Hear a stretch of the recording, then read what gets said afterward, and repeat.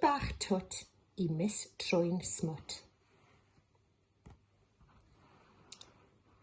Un tro, daeth Miss Trwyn Smwt o'i thŷ Bach Twt a gweld afal enfawr. Gwych, gwych, gwych, meddai Miss Trwyn Smwt. Rhawn ni'r byd I gael bwyta'r afal blasus yna. Rhaid ei gael I mewn i'r tŷ. Ond iddi drio a thrio, ni allai dynnu'r afal mawr mawr drwy'r twll bach bach. Mae fe'n hun rhy fach, meddai Miss Trwyn Smwt. Rhaid I mi chwilio am dŷ mwy, ac I ffwrdd â hi. Mae chwilio am dŷ newydd yn codi awydd bwyd arna I, meddai Miss Trwyn Smwt, a chymrodd damaid o'r afal blasus. Yna, gwelodd dwll oedd ychydig yn fwy na thwll ei thŷ bach hi. Mae hwn yn edrych yn berffaith, meddai wrth I specian I mewn. Helo, gwadd, meddai. Rwy'n chwilio am dŷ mwy I fy afal a mi. Ga I fyw fan hyn gyda ti? Mae'n ddrwg iawn gen I, Miss Smwt, meddai gwadd y gwahadden. Ond mae fe'n hun llawn o lyfrau, a does dim lle I ti a mi. Dyna dreni, meddai Miss Trwyn Smwt. Rhaid I fi dal ati I chwilio.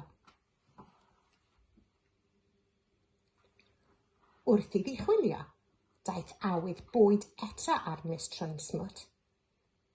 Wna I gael un tamaid bach arall, meddai. Yna, gwelodd dwll oedd ychydig yn fwy na thwll y tŷ gwadd. Bydd hwn yn berffaith, meddai, gan specian I mewn.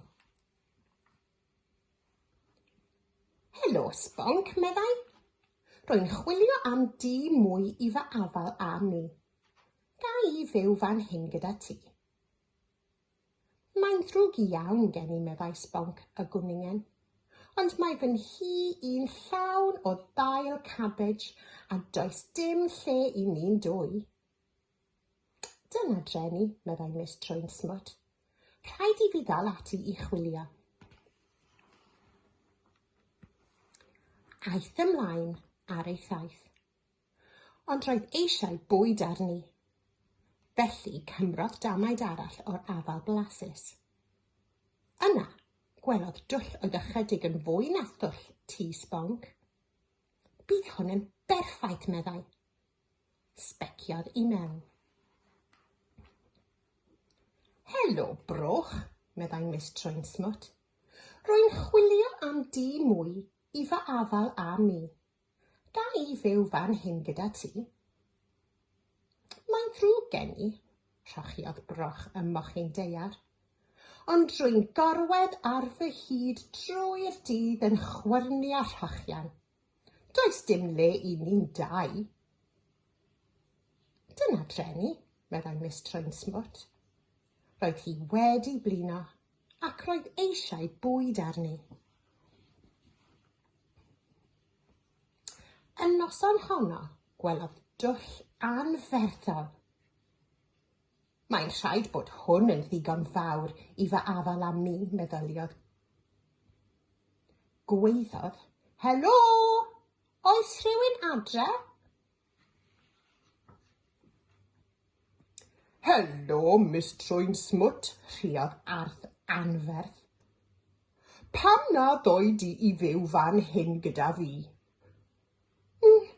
Na, dim diolch, gwychiodd Miss Trwyn Smwt. Rwy'n siŵr bod yr ogof ychydig yn rhy fach I chi a fi ar afal, a rhedodd oddi yna nerth ei thraed. Erbyn hyn, roedd Miss Trwyn Smwt wedi blino'n lan. Ond dyna beth od. Roedd llusgo'r afal yn haws. Yn sydyn, gwelodd dwll bach bach. Mae hwn yn edrych yn berffaith, gwychiodd. Tybed pwy sy'n byw fan hyn? Sbeciodd i mewn.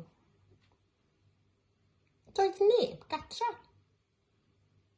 I mewn â Miss Trwyn Smwt gan lusgo'r afal ar ei hôl. Roedd digon o le iddyn nhw illdau. Roeddwn i'n gwybod y byddwn ni'n dod o hyd i dŷ Bach Twt i fy afal am mi, meddai, gan dringo i'w gwely bach ei hun a mynd i gysgu'n drwm.